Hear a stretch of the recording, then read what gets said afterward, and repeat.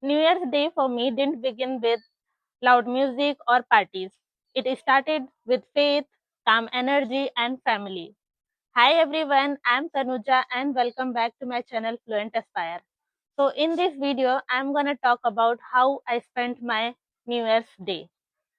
So I began my day with a visit to Kankali temple in Bhopal along with my family members.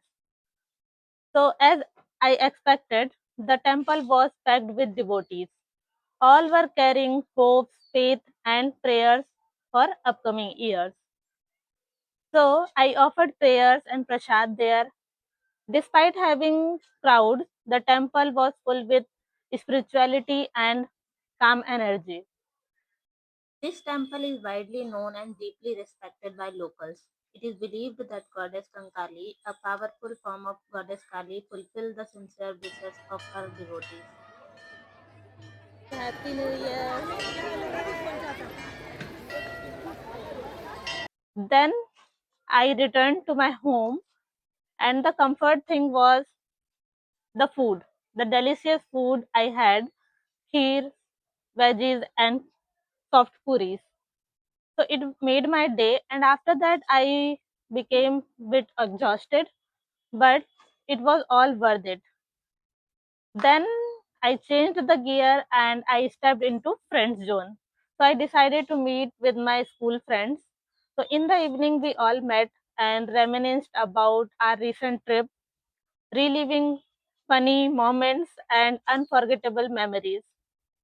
And after that, as we all know that good conversation need good food, so we had some favorite food over there.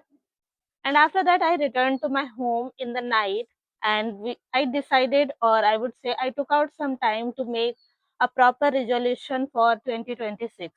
So I wrote it down, and it is a bit secret, so I don't want to reveal it, but I want to work upon on those things so that I can fulfill all those in this coming year.